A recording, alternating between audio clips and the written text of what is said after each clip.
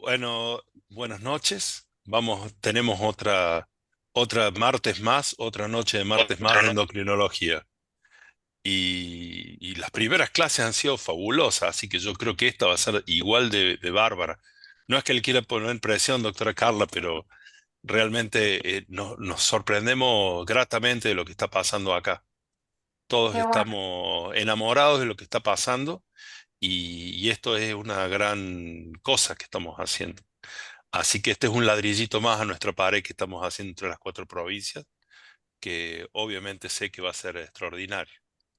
Aida, como nuestra anfitriona de hoy, presenta bien. a la doctora. Sí, bueno, eh, la presentación, bueno, la verdad es que merece toda la energía. Carla es muy importante en nuestro medio. Ya Lucía va a comentar los réditos académicos de la doctora, pero quiero mencionar que desde el Consejo, cuando le invitamos a participar en este tema tan importante, tan actual, inmediatamente con toda su buena predisposición y con esa pasión que tiene, nos dijo que sí, y bueno, es un honor tenerla hoy con nosotros hablando de este tema. Y bueno, le doy pie a Lucía, que es nuestra coordinadora en la provincia, eh, del curso, para que presente a Carla la formalidad de su trabajo y demás. Buenas tardes a todos, ¿cómo están? Bueno, la doctora Carla Páez es médica especialista en diabetes, es miembro de la Sociedad Argentina de Diabetes, jefa de servicio de diabetes del Hospital Enrique Vera Barros y docente de la Universidad Barcelona. Le quiero dar una bienvenida a la doctora, muchas gracias por su participación en este curso. Hoy nos va a hablar de diabetes, de nuevas opciones terapéuticas, así que espero que puedan aprovechar la clase y que la puedan disfrutar. No tengo video, no sé por qué no puedo, no salgo en la pantalla, pero bueno. Salió Bienvenida, doctora, perfecto, doctora. de 10. Bueno, muchísimas gracias. Gracias por esta presentación. Para mí es un honor que hayan pensado en mí y que me hayan propuesto esta invitación. Eh, Feliz de participar y feliz de que estén ahí del otro lado interesados en que hablemos de diabetes, ¿no? Que para nosotros los que trabajamos en diabetes es muy importante que hablemos de diabetes, por todo Doc, lo que la, esto la interrumpo un implica. segundo, perdóneme. Hable un poquito más fuerte, por favor. Se escucha. Perfecto, lo voy a hacer. ¿Ahí Gracias. me escuchan mejor? Maravilloso, doctora. Adelante. Bueno, les decía que estoy totalmente agradecida, que me encantó esta iniciativa que tienen las distintas provincias desde el Consejo de Médicos de las distintas provincias. Me parece fantástico que den esta oportunidad para que podamos siempre estarnos formando, que es lo más importante para el médico, ¿no? Que siempre estemos en una constante formación. Y a mí me encanta hablar de diabetes, así que la verdad que agradecida con al consejo de mi provincia. Bueno, si les parece, comenzamos. Sí, sí, cómo no. ¿Sí? Bien. Sí, Bueno, adelante. a ver, yo sé que en la clase anterior estuvieron hablando con la doctora Saí sobre qué es diabetes, sobre cómo la diagnosticamos, pero me parece oportuno que repasemos y que podamos volver a refrescar este conocimiento de cómo la diagnosticamos. Muy importante que los médicos sepamos y tengamos en claro los criterios de diagnóstico para diabetes, porque esto le da la oportunidad a la persona que si sabe que tiene esta enfermedad, le estamos dando la oportunidad de que la pueda tener controlada y poder evitar las complicaciones crónicas a futuro. Con lo cual, lo ayudamos al paciente a que tenga una buena calidad de vida, que eso es fundamental para los que trabajamos en diabetes. Tener diabetes en la persona no significa tener una mala calidad de vida, simplemente es tomar acción, tenerla controlada. Entonces, yo les propongo que repasemos cómo se diagnostica la diabetes. Sigue siendo el gol estándar la glucemia en ayunas, un método totalmente accesible, un método que desde el punto de vista económico es accesible, ¿sí? Entonces, la glucemia en ayunas. Esta glucemia en ayunas tiene que ser menor a 100, eso es lo normal. Cuando esta glucemia es igual o mayor a 126, hablamos de diabetes. Pero ¿qué pasa en esta brecha? ¿Qué pasa en esta brecha entre 100 y 126? Es decir, entre 101 y 125. Ese estado se llama glucemia en ayunas alterada.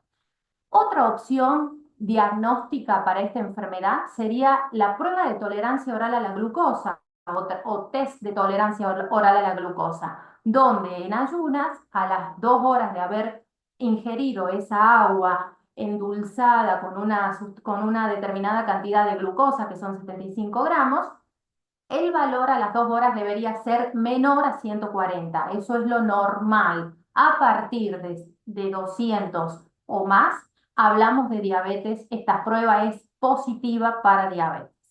¿Qué pasa también? Acá tenemos también una brecha. ¿Qué pasa entre 140 inclusive y 199? Hablamos de tolerancia a la glucosa alterada. ¿Sí? Bien. Ahora, tanto la glucemia en ayuna como la tolerancia alterada para la glucosa, hoy por la Sociedad Americana, la Asociación Americana de Diabetes, son dos cuadros que están reconocidos como estados de prediabetes. Prediabetes, que hoy es considerada ya un factor de riesgo para, no solo para desarrollo de diabetes, sino también de enfermedad cardiovascular. Por lo tanto, este estado clínico es necesario que lo tengamos en cuenta y que lo busquemos y que lo tratemos.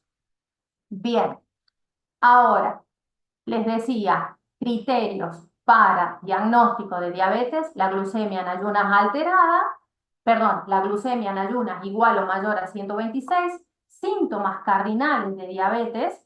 Síntomas cardinales, estamos hablando de polifagia, poliuria, polidipsia, la pérdida de peso inexplicable, asociados a una glucemia al azar igual o mayor a 200, también hace diagnóstico. La glucemia igual o mayor a 200, como lo decía recién, a las 2 horas en la prueba de tolerancia oral a la glucosa. Y la hemoglobina glicosilada, que también hoy en las guías de actualización la proponen como parte del diagnóstico, por encima de 6,5, siempre y cuando esté certificado el método con el cual la estamos determinando, ¿sí? Doctora Chumbita, a mí me gustaría, no sé si tengo la oportunidad de poder ver eh, quiénes son las personas con las que estamos conectados. ¿Puedo ver eso?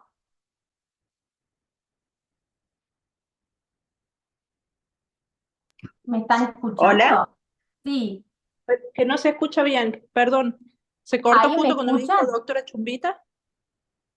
¿Ahí me escuchan? Ahí mejor, perdón, es que no tengo buena ¿Sí? señal acá. Decime, Que yo doc. les, que yo les preguntaba si podía ver con quién los médicos que están conectados para poder hablar con ellos. Los doctores si están conectados hablan a través del chat, doc. Ah, bien, ellos no los puedo ver, no, digamos, no tienen la camarita encendida. Exactamente. Ah, perfecto, perfecto. Bueno, pero me estarían escuchando. ¿Y con ellos me puedo contactar a través de qué? ¿Del chat? Usted puede, supongamos que quiere hacer la clase dinámica y que quiere charlar con los chicos pueden levantar la mano y pueden responder a través del chat, que yo estoy acá atenta para Ah, responder. sí. Bueno, acá lo estoy haciendo, acá lo estoy viendo a través del chat. Bueno, Bien. qué bueno, ahí los estoy leyendo. Qué lindo poder leerlos y saber que están ahí desde el otro lado. Eh, Bien, de Jujuy, perfecto, perfecto. Bueno, muy bien. Sigo entonces. Quería Sí. saber ahí si estaban y bueno, cómo iba a interactuar con ellos porque me gustaría que interactuemos. Bueno, a modo de repaso, seguimos repasando. Ya sabemos el diagnóstico, pero también es importante que repasemos los puntos importantes de la fisiopatología de la diabetes, ¿sí? Sabemos que la diabetes la podemos clasificar en tipo 1 y en tipo 2, y desde el punto de vista fisiopatológico, en la diabetes tipo 1 lo que existe es una destrucción autoinmune. Ahí está. La destrucción de origen autoinmune de la masa celular beta, que es la masa celular productora de insulina, que dependiendo si esta destrucción es total o parcial, ¿sí? Puede, en la evolución, en la progresión natural de este tipo de diabetes, esa destrucción va a ir siendo parcial o total. Pero, independientemente de eso, este tipo de pacientes, bueno, corresponden estadísticamente al porcentaje más pequeño, es solamente un 10% de la población total de diabetes, pero estos pacientes como opción terapéutica necesitan la insulina, necesitan insulinoterapia para poder vivir. Por otra parte, la diabetes tipo 2, el mecanismo fisiopatológico que presentan es de una insulinoresistencia con un déficit de la concentración de insulina por parte de su páncreas, ¿sí? ¿Por qué es importante que tengamos en cuenta estos dos tipos fisiopatológicos? Porque ahí es a donde nosotros vamos a apuntar con el tratamiento, con lo farmacológico. Entonces, la diabetes tipo 1 se resulta a partir de la destrucción de la célula beta. Las personas con diabetes tipo 1 necesitan en el tratamiento insulinoterapia para poder vivir. Mientras que la diabetes tipo 2 se caracteriza por una insulinoresistencia, con una deficiencia insulínica relativa, más que absoluta, como sucede en el diabético tipo 1. Es un trastorno progresivo. Las personas con diabetes se estima que a los 5 años, a los 10 años de la enfermedad, dependiendo también qué adherencia tenga el paciente, necesitarán una insulinoterapia. Bien, ¿por qué apuntamos al diagnóstico? ¿Por qué insistimos en el diagnóstico? Porque sabemos que aproximadamente la mitad de las personas que tienen diabetes saben que la tienen y tienen la oportunidad de de poder hacer un tratamiento. ¿Por qué esta insistencia en la detección precoz de la enfermedad? Porque le permitimos al paciente poder hacer el tratamiento, le damos la oportunidad de que pueda hacer el tratamiento y retrasar con ello las complicaciones de la enfermedad. Complicaciones como la ceguera, el infarto, el ACV, la enfermedad renal, ¿sí? Entonces, el 50% de las personas tienen diabetes y desconocen que la tienen. Por eso es que nosotros, desde el equipo de salud, necesitamos buscarla, necesitamos hacer el cribado. Ahora, la detección temprana va a ayudarnos a retrasar las complicaciones de la enfermedad. Podemos identificar la diabetes, podemos identificar la prediabetes y podemos evitar su progresión a diabetes y además detectar en forma precoz la diabetes ayuda a bajar el costo también. ¿Por qué? Es costo efectivo. ¿Por qué? Porque si nosotros detectamos diabetes en una persona, le damos la oportunidad que no llegue a las complicaciones crónicas cuando nosotros sabemos que estas complicaciones crónicas ejercen un efecto de discapacidad en la persona, la ceguera, las amputaciones, bajamos el nivel de ausentismo. ¿Puede ser que hay alguien que está levantando la mano, doctora Chumbita? ¿Hay alguien que quiere No, preguntar? no me sale que haya levantado la mano nadie. A ver. Ah, bueno, perdón. Veía como que alguien había levantado la mano. Perdón, sigo. Entonces, es muy importante la detección precoz porque nosotros podemos ayudar a que el paciente tenga la posibilidad de no evolucionar a estas complicaciones crónicas de la enfermedad. ¿Cuáles son estas complicaciones crónicas que son discapacitantes para la persona? Las dividimos en macrovasculares y en microvasculares. Dentro de las macrovasculares, el accidente cerebrovascular, el infarto de miocardio, la enfermedad vascular periférica. Dentro de las microvasculares, la enfermedad de la retina, la nefropatía, la neuropatía y por último el pie diabético, que tiene un componente mixto. El pie diabético tiene una enfermedad vascular periférica asociada a una neuropatía. Bien, entonces, ¿cuáles son estos criterios para investigar diabetes en el adulto? Todos aquellos pacientes con 45 años o más, debemos evaluarlos si presentan o no presentan diabetes.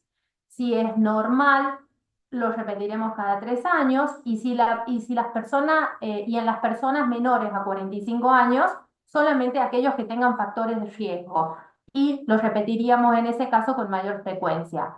¿Qué factores de riesgo? Acá les dejo un listado. Fíjense, aquellas personas que tengan un índice de masa corporal mayor a 30, es decir, cuando ya hablamos de obesidad, pacientes que tengan, personas que tengan antecedentes de diabetes en la familia, sobre todo los de primer grado, padre o madre, personas que tengan ya diagnóstico de hipertensión arterial, la dislipemia, antecedentes de enfermedad cardiovascular, antecedentes obstétricos con recién nacidos con macrosomía, el diagnóstico previo de tener una glucemia en ayuno alterada, que le hayan dicho en algún momento de su vida que tuvo una glucemia en ayuno alterada, la tolerancia alterada a la glucosa, que se evalúa con la prueba de tolerancia oral a la glucosa, o hemoglobinas glicosiladas entre 5,7 y 6,4, el sedentarismo y la presencia de acantosis nigritas en el examen físico.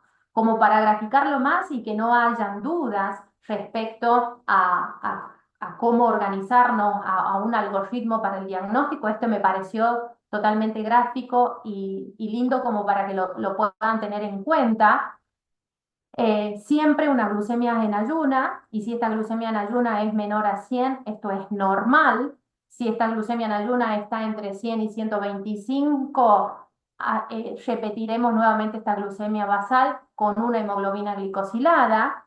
Si la glucemia basal es menor a 100 en la segunda oportunidad o hay una hemoglobina menor a 5,7, esto es normal. Si hay una glucemia basal entre 100 y 125, habla de glucemia en ayunas alterada. Si esta hemoglobina glicosilada es menor a 5,7, es factor de riesgo para diabetes, pero no hace diagnóstico de diabetes. O también lo que podemos pedir ahí es una prueba de tolerancia oral a la glucosa. Si la glucemia basal en la repetición es igual o mayor a 126, repetiremos, porque siempre que el valor esté en 126, nosotros tenemos que tener una segunda determinación que avale esa primera determinación, y si es mayor a 126, hace diagnóstico de diabetes. Por otra parte, si el paciente tiene síntomas clásicos, síntomas cardinales para diabetes, con glucemias al azar iguales o mayores a 200, hace diagnóstico de diabetes. En el mundo, el número de personas con diabetes fue incrementándose a lo largo del tiempo. Desde de 108 millones en 1980 pasaron a 422 millones en el 2014, dicen las guías, dicen la Organización Mundial de la Salud, es la que nos acerca esta cifra, donde sabemos que de esa población, más del 95% de las personas tienen diabetes tipo 2, estado que se resulta de un defecto insulínico secretor progresivo añadido a un estado de insulinoresistencia de base. Pero nosotros no nos tenemos que focalizar simplemente en la glucemia, en la diabetes y en ese diagnóstico de diabetes y en el objetivo terapéutico que ya se los voy a comentar, sino que también la idea es que abramos un poquito el abanico y que podamos evaluar otros factores acompañantes en la evolución de la diabetes y que son de riesgo para enfermedad cardiovascular, como es el tabaco, la hipertensión arterial, la dislipemia, el sedentarismo y también la obesidad, ¿sí? Tener controlado todos estos factores ayudan a mantener la salud cardiovascular. Y ahora sí nos vamos a ir introduciendo en lo que tiene que ver con los objetivos terapéuticos que nos vamos a plantear. La Asociación Americana de Diabetes marca como objetivos terapéuticos lograr una hemoglobina glicosilada menor a 7%, con glucemias basales y preprandiales entre 70 y 130, con glucemias postprandiales menores a 180. Por otro lado, el UCAPDS plantea controles glucémicos más estrictos, más intensivos, buscando lograr hemoglobinas glicosiladas menores a 6,5%, con una intención de prevenir la complicación microvascular como es el infarto de miocardio y su mortalidad. Otras sociedades como el Grupo de Políticas Europeas en Diabetes y el Colegio Americano de Endocrinología también apoyan como objetivo terapéutico una una hemoglobina glicosilada de un control más estricto como sería menos de 6,5%. Bien, las guías de la Asociación Americana de Diabetes marcan que para el tratamiento para el control y para el tratamiento de la diabetes lo tenemos que seguir haciendo en forma progresiva, donde no nos encasillemos como primer punto lo farmacológico, sino que evaluemos también y que propongamos, además de tener los factores acompañantes de la diabetes, que son los que se los mencionaba recién, sino que promulguemos, estimulemos a un cambio en el estilo de vida para lograr un buen control, un buen objetivo glucémico, estimular al paciente al cambio del estilo de vida mediante el plan de alimentación y mediante la actividad física, mediante un plan de actividad física, por supuesto, acorde a las características de nuestro paciente. Siempre estimular el cambio en la alimentación y estimular el ejercicio. Que el paciente corte el sedentarismo y por supuesto que muchas veces estos dos pilares no son suficientes para lograr los objetivos terapéuticos, de manera que iniciamos el tratamiento farmacológico. Pero antes de hablar de lo farmacológico, es muy importante que nosotros tengamos en cuenta cuáles son esos factores fisiopatológicos o cuáles son esas vías fisiopatológicas desde la fisiopatología que llevan a este estado de hiperglucemia. Por un lado, la disminución de la secreción de insulina a nivel pancreático. Por otro lado, el aumento de la producción hepática de glucosa mediante la gluconeogénesis, la disminución de la captación de glucosa por parte del músculo, el aumento en la secreción del glucagón, la disminución del efecto incretina, el aumento de la lipólisis, la disfunción de algunos neurotransmisores y el aumento de la reabsorción de glucosa a nivel renal. Estos serían los grupos farmacológicos que tenemos en disposición o que podemos nosotros plantearnos a la hora de evaluar qué tratamiento haríamos para el paciente. Podemos utilizarlos en monoterapia o combinados entre ellos. Fíjense que estos distintos grupos de fármacos van a ir actuando, sus mecanismos de acción están orientados a bloquear algunos de estos caminos fisiopatológicos que llevan al estado de hiperglucemia.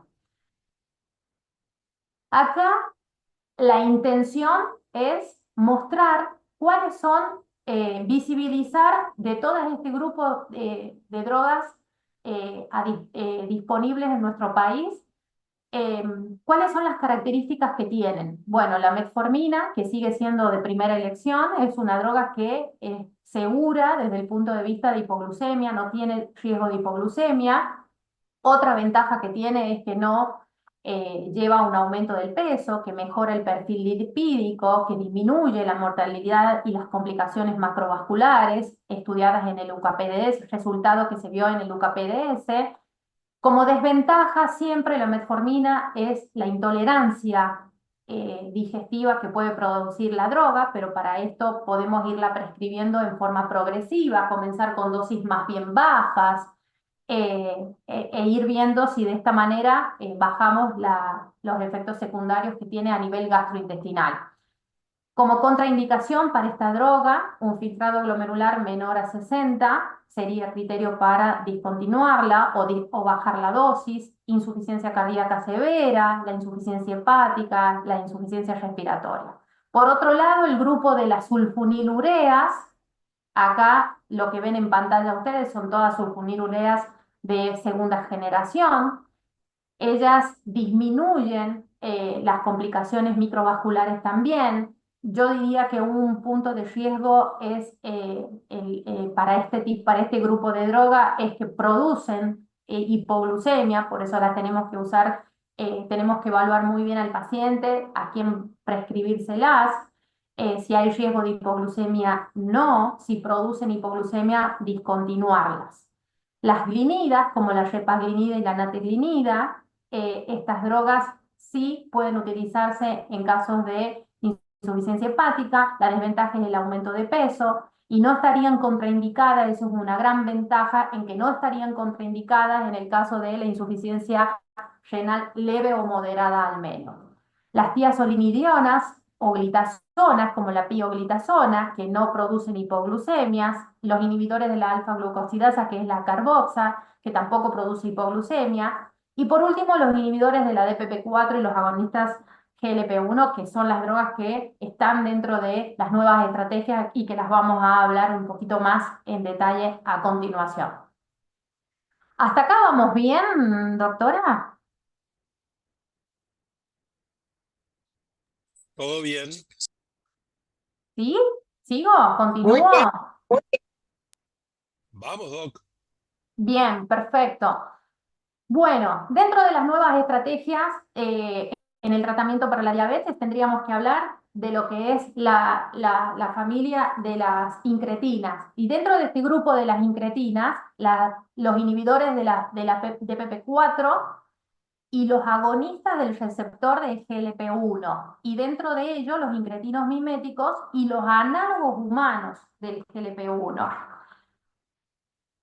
Previo a que entremos de lleno en cada una de estas drogas, sí es muy importante que podamos repasar y recordar el efecto incretina que es donde van a actuar estas nuevas drogas.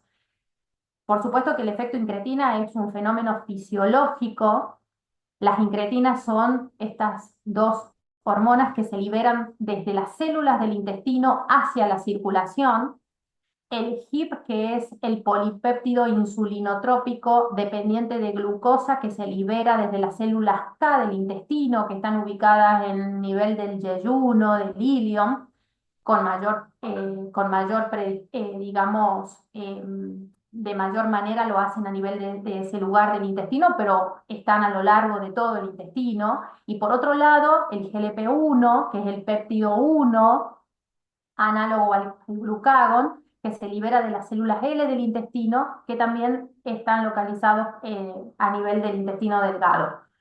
Ahora, estas incretinas tienen un efecto en distintos puntos. Estas incretinas, sobre todo el GLP-1, que tiene un efecto más marcado, ambos tienen efecto insulinotrópico, pero este efecto insulinotrópico se vio que está con mayor intensidad a partir del GLP-1, no tanto para el HIP. Es por eso que nacen los análogos GLP-1 fundamentalmente porque es la incretina que tiene mayor efecto insulinotrópico.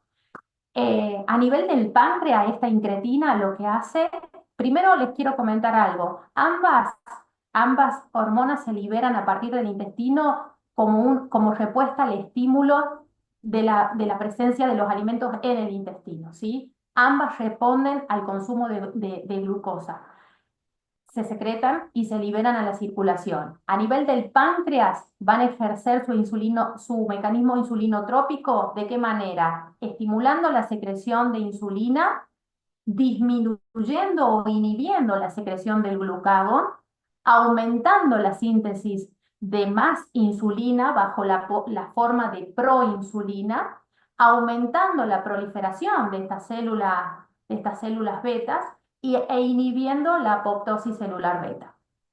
Sobre el vaciado gástrico lo ralentizan, lo enlentecen al vaciamiento gástrico. Se sabe también que tienen un efecto a nivel central, hay receptores para el GLP-1 a nivel central, sobre todo a nivel del hipotálamo, donde producen no solamente una neuroprotección, sino que también inhiben el apetito, generan una sensación de saciedad, tienen efecto cardioprotector.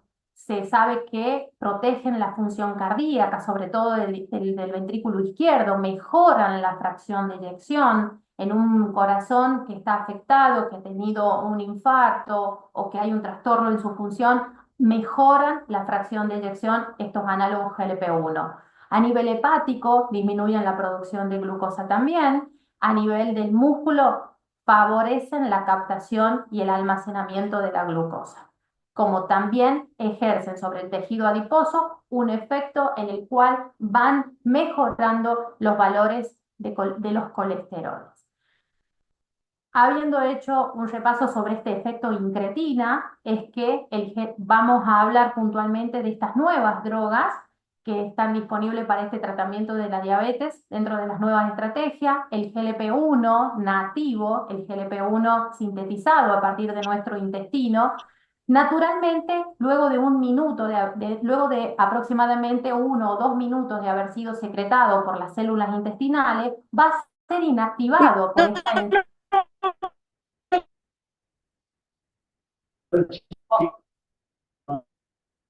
¿Sí?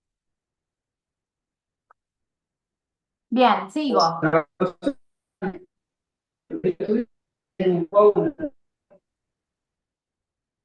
Doctora.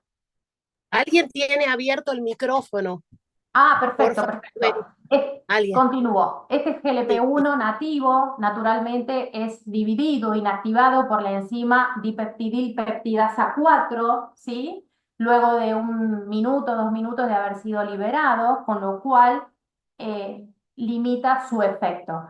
Los inhibidores nacen a partir de esto, los inhibidores de esta enzima dipeptidilpeptidasa 4, que son la sitagliptina, la vildagliptina, la saxagliptina y la linagliptina, con lo cual permiten prolongar la semivida de este GLP-1 nativo y con él tener todos los efectos beneficiosos que acabo de mencionar desde la fisiología, sobre todo a nivel del páncreas. Estos inhibidores de la DPP4 son agentes orales, ¿sí? Se administran de manera oral, permiten mantener, como les decía, los niveles del GLP-1 endógeno, inhibiendo la actividad de esta enzima que normalmente lo bloquea o lo inactiva.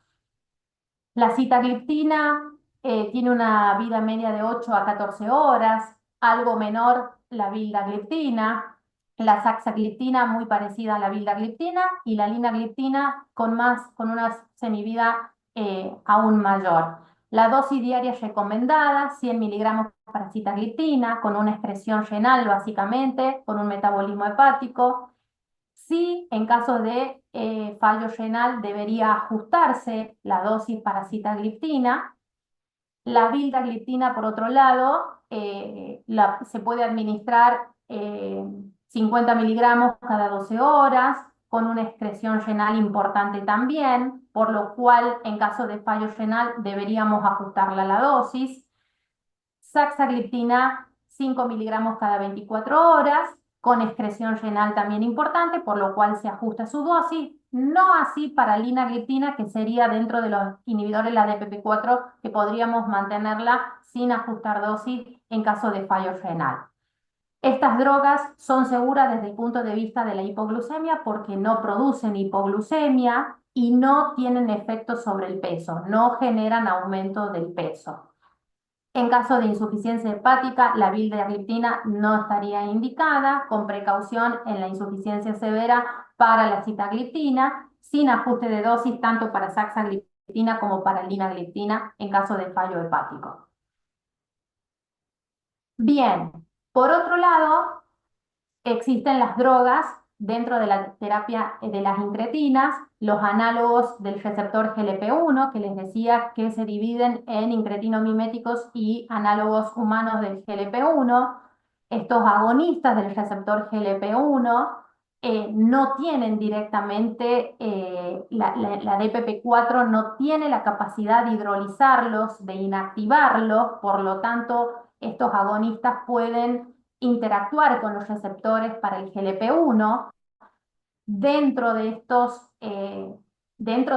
análogos GLP-1, dentro de estos análogos que van a ingresar y pueden interactuar con estos receptores, la exenatida, lixisenatida, ambos en nuestro país en este momento se dispone de la lixisenatida, pero exenatida ya no están en Argentina. Lixisenatida sí, pero combinado con insulina Dargina. Sanofi es el laboratorio que la presenta junto con la Argina, está esta asociación. Estas drogas se inyectarían por vía subcutánea, tienen un pico máximo de concentración a las 2 horas, tienen una semivida de 2 a 4 horas, pero bueno, esta es una alternativa terapéutica que en realidad yo se las quería presentar, se las quería mencionar, porque están dentro del grupo de la familia de los incretinos miméticos, pero no estarían, digamos, no están siendo utilizados en este momento en nuestro país. Por otro lado, los que sí estamos utilizando actualmente son los análogos, los análogos humanos del GLP-1, liraglutida, semaglutida, dulaglutida.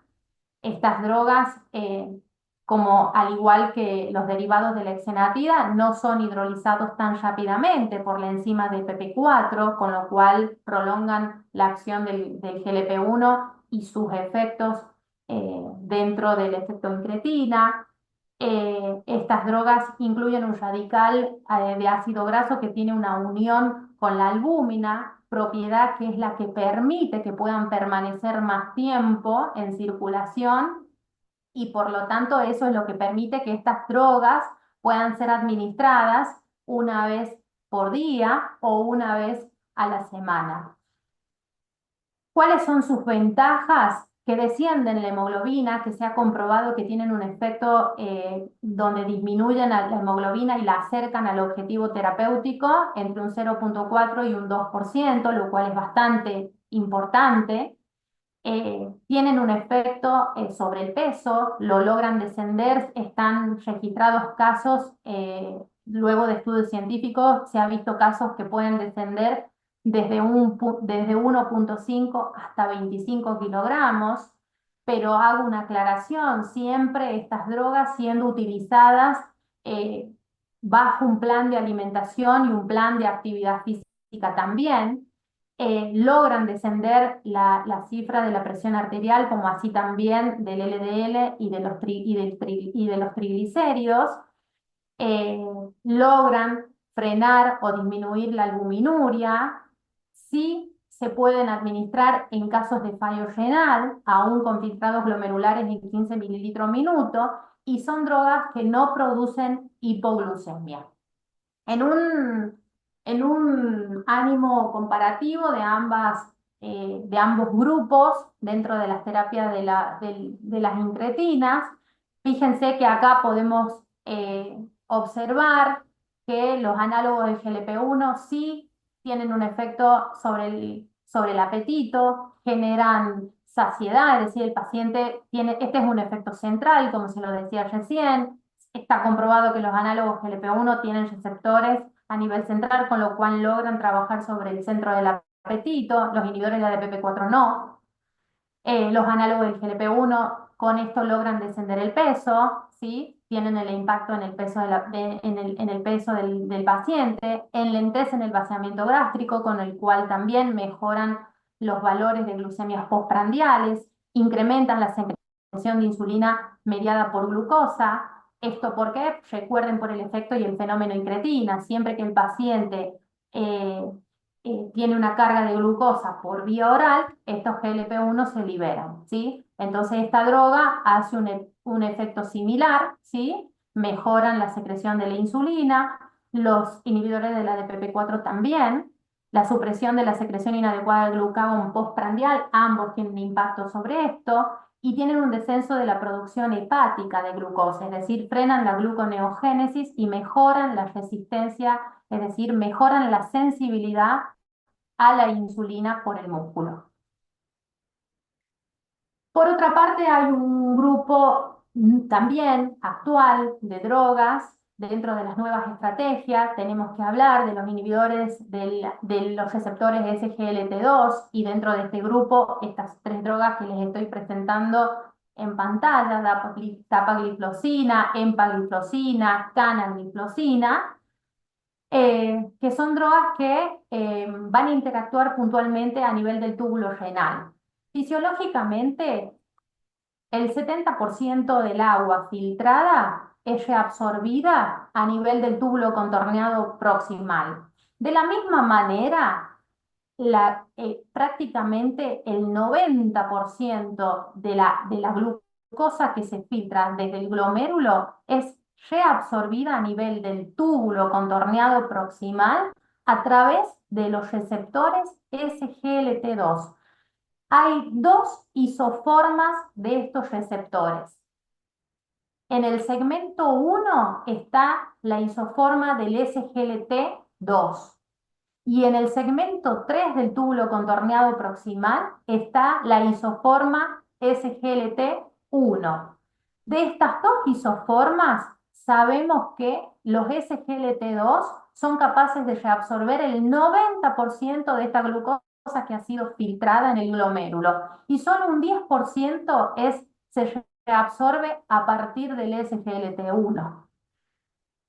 Conociendo este mecanismo fisiológico, ¿sí? Conociendo este mecanismo fisiológico, es que se propuso la llegada de un inhibidor de este receptor SGLT2, en el cual no se reabsorbería esta fracción de glucosa y se eliminaría a partir de la excreción de orina. ¿Sí? Fíjense acá donde les muestro el mecanismo fisiológico que no se excreta glucosa en orina. Si ustedes evalúan una orina completa de sus pacientes, lo normal es que no exista eliminación de azúcar por orina. Ahora, si utilizamos estos inhibidores del SGLT2 puntualmente, que es el más fuerte reabsorbiendo la glucosa, lo que se busca, el mecanismo de acción que busca esta droga, es que se excrete ese exceso de azúcar a partir de la orina. Este sería el mecanismo de acción de estos inhibidores de SGLT2. ¿Sí? Ahora, estos SGLT2, estos inhibidores, se absorben muy bien por vía oral. Se administran por vía oral, tienen un muy buen nivel de absorción, alcanzando una biodisponibilidad del 78% aproximadamente. En 2 horas alcanzan una concentración plasmática máxima, tienen una vida media promedio de 12 horas aproximadamente, se metabolizan en el hígado, se eliminan por el riñón también como metabolitos inactivos, pero no estarían indicados en una tasa de filtrado glomerular menor a 45 mililitros por minuto. Dentro de sus ventajas, tenemos que destacar que reducen la hemoglobina glicosilada, tienen un impacto a nivel de la hemoglobina glicosilada por aproximadamente de un 0,8%, mejoran la glucemia en ayuna, mejoran la glucemia postprandial y tienen muy bajo riesgo de hipoglucemia. Si tenemos que mencionar los efectos extra del metabolismo de la glucosa, observamos que tienen un impacto sobre la presión arterial. Fíjense que estas drogas, al estimular que se elimine la glucosa por orina, genera como un efecto de diuresis osmótica, de manera que tienen un efecto de disminuir la presión arterial, tanto sistólica como diastólica, aproximadamente 2 milímetros de mercurio para cada una de estas dos fracciones. Sí tienen un efecto en la pérdida en el peso de la persona, disminuyéndolo, y frenan, reducen la albuminuria. Estas drogas se pueden asociar con metformina, con sulfonilureas, con la carboxa, con inhibidores de la DPP4, con agonistas GLP-1 y con insulina también. Siempre que la monoterapia no logra alcanzar los objetivos glucémicos que nosotros vamos a plantearnos con cada paciente, podemos combinarla con cualquiera de esta línea de drogas. ¿Sí? Bien.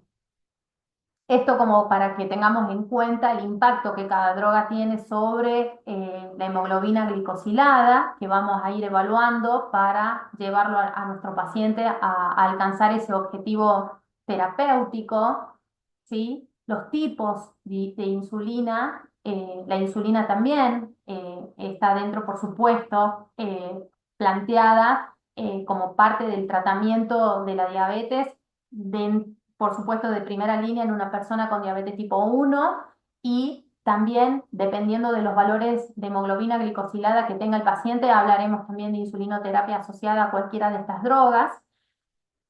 Fíjense que estas son las insulinas que seguramente ustedes la conocen, seguramente ustedes también tendrán pacientes que las están usando. Las insulinas, según su mecanismo de acción, hablaremos de insulinas de acción ultra rápida, de insulinas de acción rápida, de acción intermedia y de análogos de la insulina, que son las de acción prolongada, como la argina y detemir. ¿Sí? Los análogos de acción corta son la insulina aspártica, que es la Novorapid, y la insulina glulicina, que es Apidra. Y los análogos lentos son la argina, marcas comerciales más conocidas, Lantus, Basaglar, Optisulin, o la insulina Detemir, que el nombre comercial es la Levemir. Ahora, también hay otras insulinas. Bueno, estas son las insulinas que les acabo de mencionar, pero también hay otros tipos de insulinas que no están mencionadas en estos cuadros, que son Toujeo, que es una insulina largina, ¿sí? Como Lantus, por ejemplo, pero la diferencia está en la concentración. Lantus, por ejemplo, es una insulina que tiene 100 unidades por mililitro, mientras que esta presentación, que es Toujeo, tiene 300 unidades por mililitro. Son insulinas más concentradas. Lo mismo que insulina de Gludec, que es Tresiba. Fíjense que esta tiene dos presentaciones, 100 unidades mililitro o 200 unidades mililitro, con lo cual el paciente tiene la opción de hacer una sola colocación de estas insulinas. Con lo cual también, por supuesto, mejoramos la calidad de vida del paciente, ¿no? No es lo mismo que se inyecten una insulina 2 veces o 3 veces por día, como lo pueden hacer, por ejemplo, con una insulina NPH, una insulina humana, a que hagan una sola inyección con una insulina, por ejemplo, de mayor concentración, como es una largina de 300 unidades, como una insulina Toujeo, ¿sí? Bien, con eso mejoramos también la calidad de vida del paciente. Bien, objetivos de tratamientos en diabetes siempre va a ser mejorarle la calidad de vida a nuestro paciente, ¿sí? Y prevenir los eventos cardiorrenales que pudieran plantearse como complicaciones crónicas de esta enfermedad, ¿sí? Siempre mejorar la calidad de vida, previniendo las complicaciones microvasculares con nuestros objetivos terapéuticos a nivel glucémico y por otro lado, haciendo prevención sobre los eventos cardiorrenales, controlando los factores que acompañan a la diabetes como la hipertensión, la dislipemia, el control de algunos fármacos específicos, ¿sí? Bien, el primer paso que nosotros vamos a buscar, definir, evaluar en nuestro paciente va a ser qué grado de riesgo cardiovascular tiene mi paciente para poder evaluar el plan terapéutico a llevar adelante, ¿sí? Este paciente tiene un riesgo moderado, tiene un alto riesgo para enfermedad cardiovascular o tiene un muy alto riesgo cardiovascular, ¿sí? Esto lo evaluamos con distintos factores. Este paciente, por ejemplo, con muy alto riesgo vascular, yo tengo que evaluar si tiene una enfermedad cardiovascular ya establecida. ¿Hay un daño de órgano blanco? ¿Sí? Por ejemplo, ¿cuáles son esos daños en órgano blanco que nosotros vamos a tener en cuenta para decir este paciente tiene un muy alto riesgo de enfermedad cardiovascular? Por un lado, la proteinuria, por otro lado, el filtrado glomerular menor a 30, la presencia de hipertrofia del ventrículo izquierdo y la presencia de la retinopatía, ¿sí? El comienzo temprano de la diabetes mellitus tipo 1 también se considera que a 20 años de duración este paciente ya tiene un riesgo muy alto para enfermedad cardiovascular. Entonces, los objetivos de control glucémico deben estar siempre centrados en el paciente. Las guías siempre marcan que estos objetivos tienen que ser muy individualizados, ¿sí? No es lo mismo plantearnos un plan terapéutico para un paciente que debuta con una diabetes tipo 2, que tiene un perfil de diabetes tipo 2, que tiene 30 años, que tiene 40 años, sin factores de riesgo para enfermedad cardiovascular, a tener un paciente anciano con algún factor de riesgo cardiovascular, por ejemplo, hipertenso, ¿sí? siempre tenemos que personalizar, individualizar, dicen las guías, el plan terapéutico, los objetivos terapéuticos. Y de esta manera repasamos, ¿sí? Una hemoglobina glicosilada menor a 7 para la mayoría de los adultos con diabetes tipo 1 o tipo 2. Nos vamos a poner como objetivo 7 de hemoglobina, un control más intensivo, hemoglobinas menores a 6,5 o 6,5, si se puede alcanzar no exponiéndolo al paciente a hipoglucemias, eso sería fantástico, ¿sí? Poder que el paciente llegue a uno de estos valores de hemoglobina glicosilada porque bajamos muchísimo el nivel de riesgo para enfermedad cardiovascular. Ahora, si el paciente, nosotros hacemos un tratamiento intensivo, pero nuestro paciente tiene eventos de hipoglucemia, es un punto para detenernos y no hacer un control un tratamiento tan intensivo. 7,1 a 8, expectativa de vida limitada en aquel paciente con riesgos mayores a los beneficios. Sería el paciente que ya es, que tiene una edad más avanzada, que tiene, supónganse, 70, 75 años, pacientes que los estamos exponiendo a la hipoglucemia. No tiene sentido en que queramos ser tan estrictos con el control de la hemoglobina glicosilada. Pacientes que tienen, por ejemplo, monitoreo continuo de glucemia, que tienen la oportunidad de tener esos sistemas. ¿Vieron el sistema de monitoreo continuo que es actualmente en nuestro país? Está el Freestyle Libre.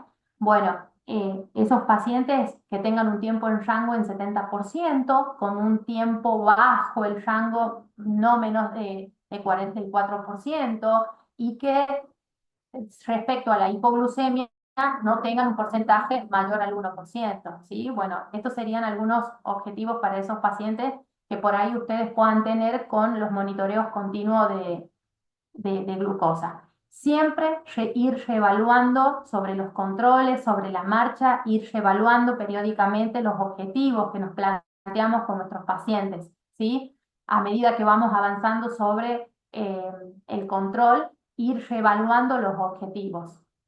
Bien, siempre individualizar, era lo que les decía recién, individualizar siempre los objetivos, aquellos pacientes que puedan evaluar siempre el riesgo asociado a hipoglucemia, reevaluar la duración de la enfermedad. No es lo mismo un paciente que tiene 5 años de historia de diabetes a aquel paciente que ya tiene 20 años de duración de la enfermedad, que es aquel que va a estar más expuesto a las complicaciones, sobre todo microvasculares, la expectativa de vida, la esperanza de vida del paciente, las comorbilidades importantes que pueda tener. Es un paciente que tiene, por ejemplo, una hepatopatía crónica. Recuerden que una complicación, también una consecuencia asociada al metabolismo de los lípidos y al metabolismo, al estado de hiperglucemia, hoy en día es el hígado graso no alcohólico, ¿sí? Entonces, siempre tener en cuenta esas comorbilidades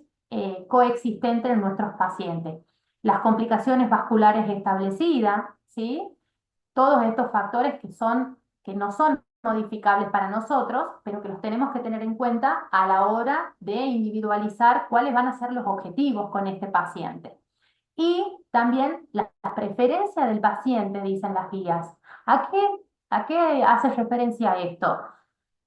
Yo puedo plantear un determinado plan terapéutico, pero también tengo que escuchar al paciente respecto a, ¿tiene el respaldo, tiene el soporte económico como para sostenerlo? ¿Tiene una obra social que lo acompaña? ¿La obra social acompaña o no acompaña? Eh, Hay pacientes que directamente prefieren, porque les genera una carga de angustia muy importante, el tratamiento con insulina, por ejemplo. Seguro que a ustedes también por ahí les pasa, ¿no? Que cuando le proponen al paciente lograr estos objetivos terapéuticos con el tratamiento con insulina, y el paciente se carga de angustia y cree que prácticamente ya está en el final de la vida. Entonces, es muy importante que lo escuchemos, que lo asesoremos, que podamos siempre darles esperanza, pero sí, este punto es muy importante, escucharlo al paciente dentro del consenso que generamos nosotros, que somos los que lo vamos a asesorar, cuál es el mejor tratamiento y qué es lo que esperan ellos, ¿sí? Eh, Bien. Las guías CADIGO, que es una asociación que genera estudio y prevención en lo que es enfermedad renal.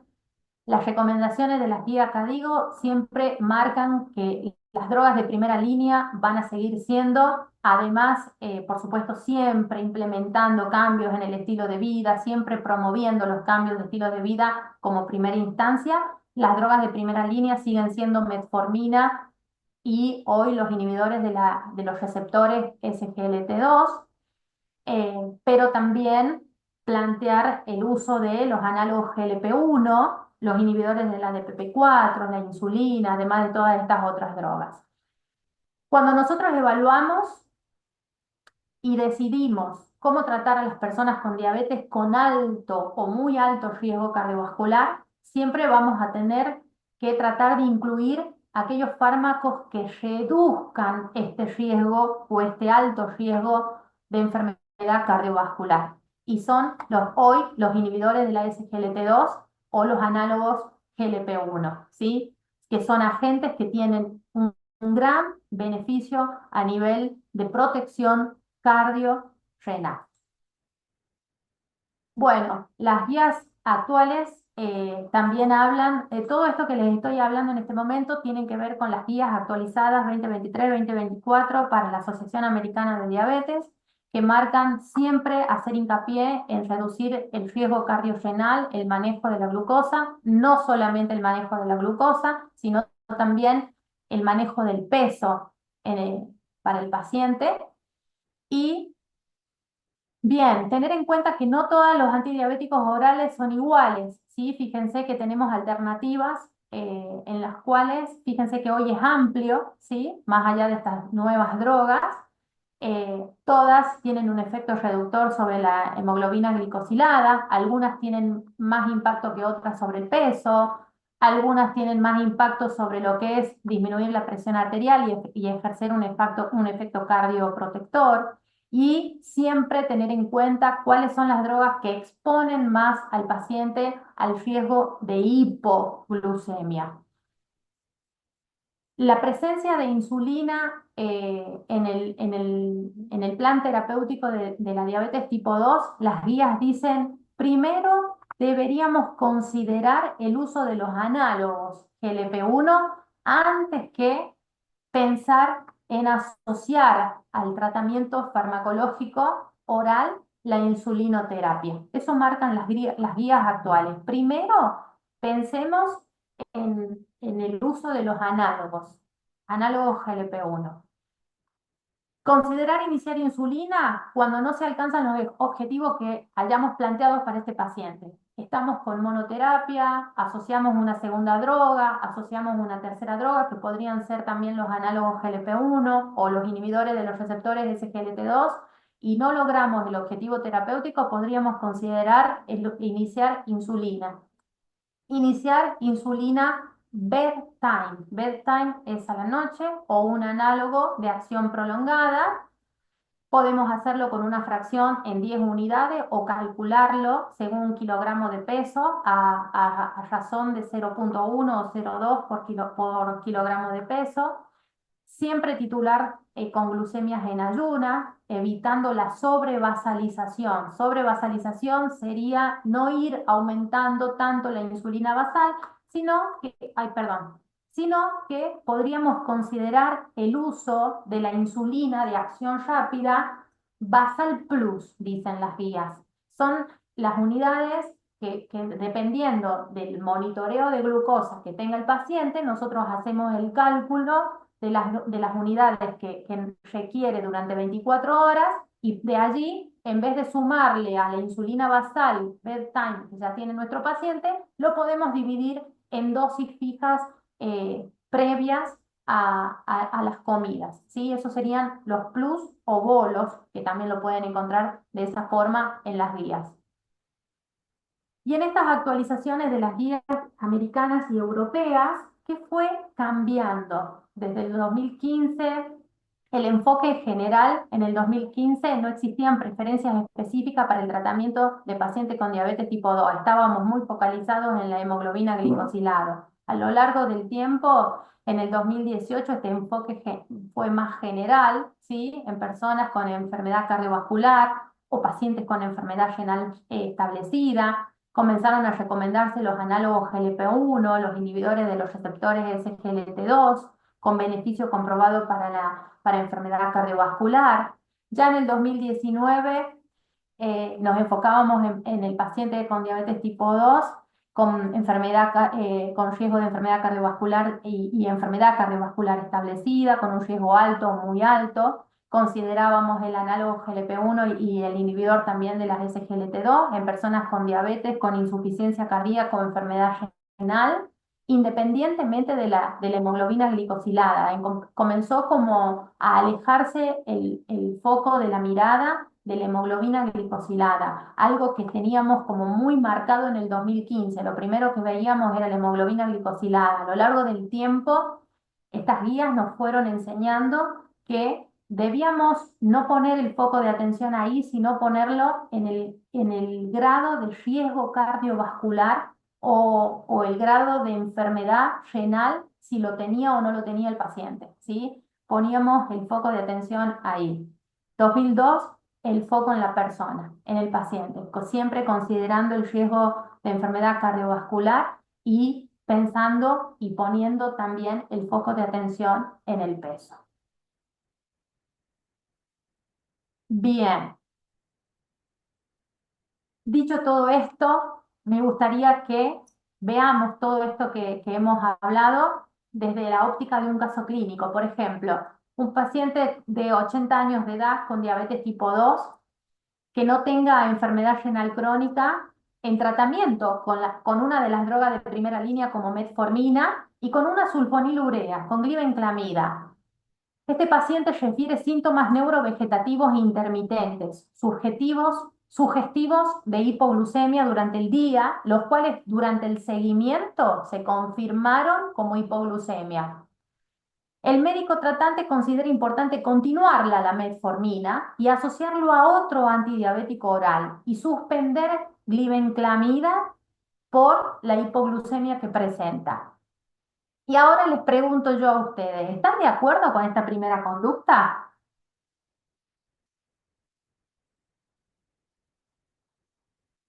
Acá me dice Díaz Claudia que levantó la mano. Doctora Chumbita, ¿puedo Sí, leer, ¿puedo leer esto?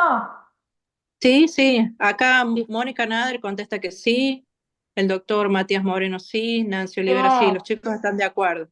Perfecto, sí, sí, absolutamente sí, esa es la respuesta correcta. Estamos de acuerdo, sabemos que las sulfonilureas son una droga que la primera desventaja que tienen es el nivel de hipoglucemia importante que puede llegar a producir, ¿sí? Ahora va la segunda pregunta. A ver si puedo sacar acá, porque yo quiero leerlos, a ver qué piensan. Bien. ¿La dejan sola a la metformina o le asocian otro antidiabético oral? ¿Qué dicen ustedes? Por acá dicen que no. Lo asocian a otro. Bien, bien. Acá había un poco de trampita, ¿no? En este caso clínico. Fíjense que nos faltan datos, no sabemos bien qué hemoglobina glicosilada tiene, no sabemos bien otros parámetros, ¿no? Pero lo ideal hubiera sido que este paciente, que seguramente tiene mucho tiempo de evolución de su diabetes, podamos asociar un segundo fármaco. Y en este caso, ¿cuál proponen ustedes? ¿Qué droga asociarían?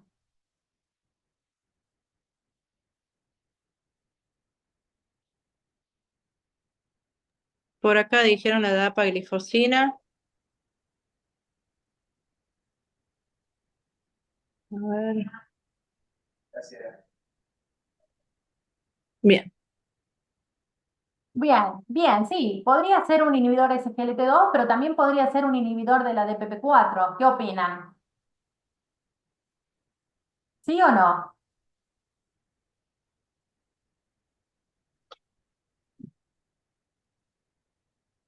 Bueno, se podría también un inhibidor de la DPP4, que son drogas más seguras desde el punto de vista de hipoglucemia, son drogas que prácticamente no producen hipoglucemia, ¿sí? Podríamos también asociar acá como segunda droga un inhibidor de la DPP-4. Tranquilamente Ahí, podríamos pasarlo.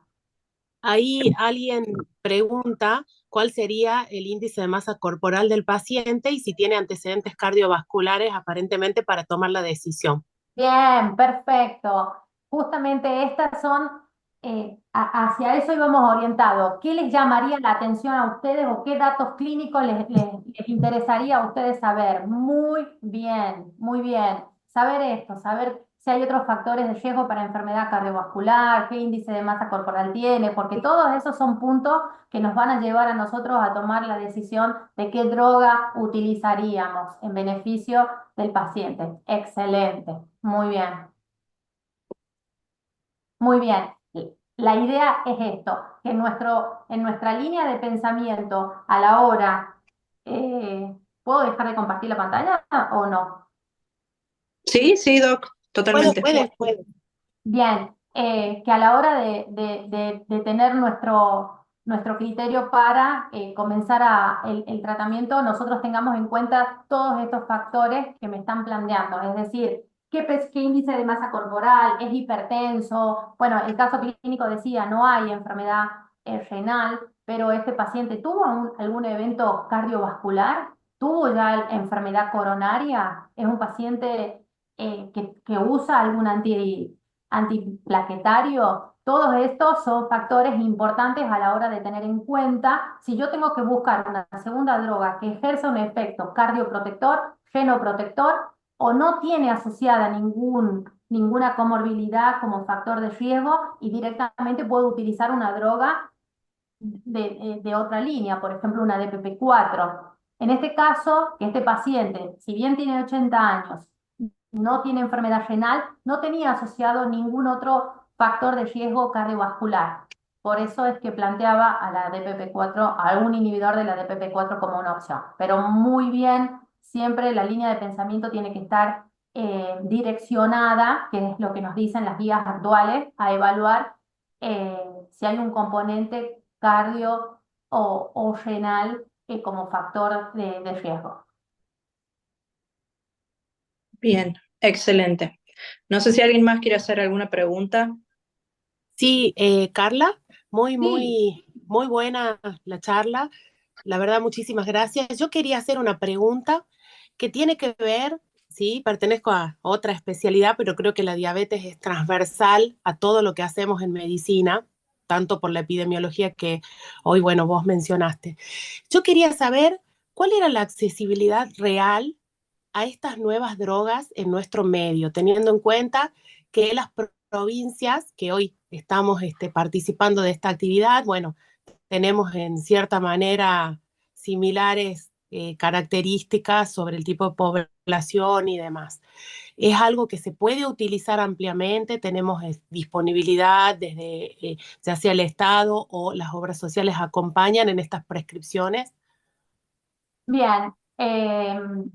Es importante que lo hablemos porque en las guías, viste que las guías plantean, necesitamos saber si el paciente tiene soporte, tiene respaldo como para llevar adelante este tipo de tratamiento. Hoy en día, eh, el principal bloqueo, la principal piedra, digamos, que hay que el paciente tiene o el obstáculo que el paciente tiene para llevar adelante el tratamiento con estas nuevas drogas es justamente esa, lo económico. Las obras sociales no todas cubren este tipo de drogas. En los sistemas públicos de salud, al menos en nuestra provincia, no está contemplado, así que desde el sistema público no estamos pudiendo utilizar estas nuevas drogas. Desde lo privado, las obras sociales, hay algunas que sí, pero justificando muy bien cuál sería la indicamos, sí, nos Sí, sí. respaldamos en eso y después, digamos, de una batalla, por decirlo de alguna manera, de la familia y del paciente con sus obras sociales, nos terminan aprobando, sí, totalmente, porque nos respaldamos en la guía, porque aplicamos el criterio nuestro y ahí sí lo terminamos ganando, pero de primera línea no. De hecho, muchas obras sociales la tienen tanto a los inhibidores de SGLT2 como a los análogos, los tienen por vías de excepción. Entonces, no están, digamos, en el plan diabético básico de la obra Claro, social. Entonces, vos tenés que justificarlo muy bien. Por ejemplo, siempre el análogo GLP-1, como tiene su impacto a nivel del peso y está bien justificado desde el punto fisiopatológico, es que tenemos muchos casos de pacientes que tienen índice de masa corporal muy elevado, en 40, 38, y que tienen impacto sobre articulaciones y sobre su normal deambulación, y le baja mucho la calidad de vida al paciente, es que nosotros justificándolo desde ese punto nos han estado aprobando. Pero sí, tenés que como pelearla bastante. mm, Carla, te paso una pregunta que yo la vengo haciendo siempre que está este tema. En un mundo ideal, donde la plata no importe y que nosotros podamos hacer esquemas terapéuticos, el que uno piensa hacer y el que mejor. Los esquemas actuales, los modernos, porque hay una revolución en diabetes en los últimos 10, 15 años, van a dar una mejor calidad de vida de lo que vemos hoy como complicaciones de la diabetes. Los esquemas clásicos son los pacientes que vemos hoy, que están muy dañados. ¿Qué evidencias tenés de que en los próximos 15 años, si hacemos los esquemas nuevos, nos vamos a encontrar con pacientes con mejor calidad de vida y no tan dañados con lo que tenemos hoy, con lo que hemos hecho en los últimos 20 años? Yo creo que Yo creo que la respuesta es sí, sí, Bien. está totalmente demostrado en las experiencias, sobre todo científicas, en los estudios científicos, de que el uso de los análogos y que el uso de los inhibidores de la SGLT2, que son dos grupos de drogas que están orientados a mejorar y a proteger riñón y corazón y a disminuir las complicaciones microvasculares, sobre todo lo que es infarto, sobre todo lo que es enfermedad coronaria. Absolutamente sí que mejoraría la expectativa de vida del paciente y la calidad de vida del paciente. Totalmente, eso está demostrado. El tema puntual es que tienen un costo y que lamentablemente eso hace que las obras sociales no nos digan no, pero Está bien, pero yo soy un convencido de otra cosa, Carla, perdón. Estoy en una especialidad donde yo veo todos los días lo devastante que es la diabetes en sus diversos sistemas que ataca. Yo hago cirugía cardiovascular, ¿te imaginas? Amputaciones, pacientes en síndrome nefrótico, catéteres para diálisis, accesos vasculares para diálisis. Se me toca todo lo que está pasando por los tratamientos de los últimos 15 años. El problema está que lo que hay que hacer entender es que esos pacientes generan hoy un gasto de dinero imposible a la salud pública y privada. Y tal vez, si eso hay pruebas reales, en Europa hay un boom en todo esto, entonces todo el mundo tiene su freestyle en el brazo, su control continuo sí, de glucemia, su drogas inyectables para tal cosa y tal otra, su insulina de todos los tipos. Por eso decía, si realmente tenemos pruebas pesadas de que sistemas modernos de tratamiento de la diabetes nos llevan a una mayor expectativa de vida y menor compromiso sistémico de la diabetes, el ahorro en guita en el futuro es enorme. Entonces, absolutamente. ahí está el meollo de la discusión actual. ¿Cuál es cuál es la cantidad de dinero que el sistema de salud privado y público gasta hoy en los miles de pacientes y millones de pacientes que están dañados por la diabetes? ¿Y cuánto de esa plata nos ahorraremos en 15, 20 años? Lo que pasa es que nosotros pedimos que, que las personas que dirigen y piensan las estrategias de salud sean generosos en empezar de acá a 10, 15 años. Y normalmente eso no pasa. Lo que pasa es que piensan en la semana que viene o tal vez la elección que viene. Entonces ese es el gran problema, que la guita que Totalmente de hoy acuerdo. gastas la vas a ahorrar en 10, 15 años sin lugar a To- dudas. Totalmente de acuerdo, porque además el día de terapia intensiva que les resulta al sistema de salud, por ejemplo, con la descompensación de uno de estos pacientes, un paciente con una lesión en el pie diabético, por ejemplo, por mal control metabólico, que termina teniendo una neuropatía y una enfermedad arterial periférica, lesiona su pie, el día de internación en sala común o el día de internación en terapia intensiva o el gasto de quirófano que tenés vos, por ejemplo, con tu especialidad, si tenés que terminar amputando ese paciente, es enorme, es No, enorme. pero además no es eso. Y aún Además no, más, sí, además no es eso.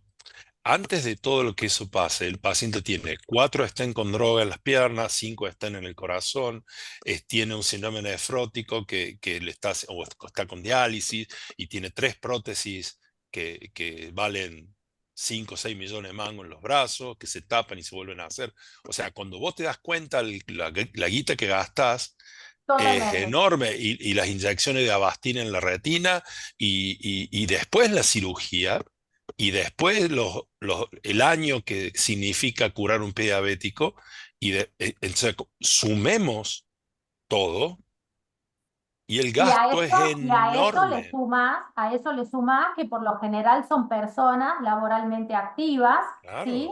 Y que con esto tenés un grado de ausentismo tremendo, ¿me entendés? Y es un paciente que lo tenés que volver a reinsertar en la sociedad.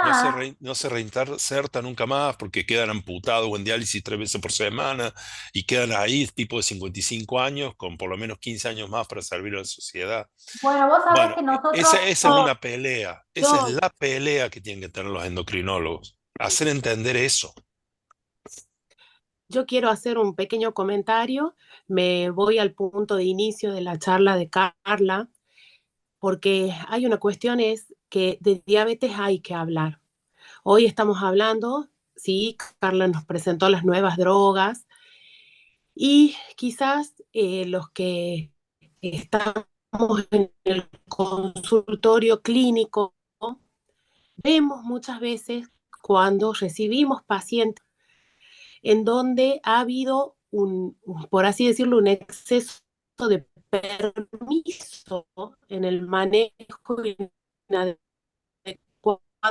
de las glucemias. No hay que cada vez que vea una glucemia, decía no podemos dejar de pensar que ese momento en que como médicos vimos ese valor es una oportunidad para esa persona para evitar todo esto de lo que estamos hablando. No hay que ser permisivos con la glucemia, salvo, como mencionaba Carla, en situaciones especiales y demás. En una persona joven hay que como ocuparse de lo que continúa, por más que no atañe a la especialidad que uno hace, ¿sí? Pero si lo vuelvo a encontrar ese paciente, parar ese instante y preguntar qué pasó con eso que no estaba bien controlado, para que, bueno, eh, evitar obviamente toda esta cuestión de complicaciones que, bueno, han sido mencionadas hoy y que alteran también toda nuestra sociedad con la prevalencia que tiene esta enfermedad. Así que, bueno, no sé si es muy grato ver que hay 101 asistentes que son los que prácticamente ingresaron hoy. Creo que tuvimos un pico, me parece que de 119, por lo que pude ver en el monitoreo. Y la verdad es que están todos escuchando esto que ha sido muy, muy, y muy, muy, muy bueno, la verdad. Doctor eh, Lucía, si quiere agregar, bueno, de despedirla y darle una participación. Espero que están al respecto. Doctor yo Marín. no estoy Doc escuchando bien. Marín. Yo quiero agradecer muchísimo a la doctora Páez, fue extraordinaria la clase. Yo lo dije al principio. Solo dije al principio que iba a ser buena porque este tema es tremendo lo que ha evolucionado, lo que todos los años nos muestra de nuevo, Por eso es que yo digo lo que digo, porque desgraciadamente me toca bailar con la más fea, y yo creo que los endocrinólogos tienen mucho para hacer, mucho para pelear, mucho para hacer sentir la voz en esto, para hacer entender a los que mandan que es el momento de prevenir, porque la curación es carísima en todo esto, nada más. Yo creo que esa pelea la tienen que tener como sociedad para hacer oír la voz, para pegar un puñetazo en la mesa y decir, avívense que es peor el gasto en salud, miren lo que pasa hoy. Gracias, Doc, gracias por la generosidad de estar un martes a la noche frente a médicos de 4 provincias, que para nosotros este niño que ha nacido este año es un orgullo y queremos que crezca y crezca. Gracias por todo y esperemos verla de nuevo alguna vez. Lucía, Pero con muchísimo gusto, yo los felicito a ustedes que hayan tenido esta iniciativa de acercar esta oportunidad a todos los médicos que están en sus distintos lugares, a seguirse formando, a seguirse actualizando. Así que los felicito por esta iniciativa. Cuando me la comentaron me pareció fantástico. Así que bueno, a disposición de ustedes para lo que necesiten. Bien, Doc. Yo también quería aportar de que excelente presentación. Muchas gracias por participar del curso. La verdad que muy buena la clase. Acá en el chat del seminario están agradeciendo también los chicos. Eh, a ver, no hay más preguntas por el momento. Sí hay algunos aportes, como el de la doctora Gabriela, que comenta que actualmente en el control de salud de ProSane están encontrando prevalencia de obesidad y sobrepeso, incluyendo acantosis nigricans cada vez mayor. Esto impresiona cada vez que irán aumentando con mayor prevalencia en diabetes y costos, lamentablemente. Y el resto de los chicos, excelente presentación, muy buena clase de Doc. Así que, bueno, nada Muchísimas más para gracias. comentar. Gracias. Bueno, Un saludo a bueno, que todos. tengan entonces buenas noches. Buenas noches a todos. Adiós.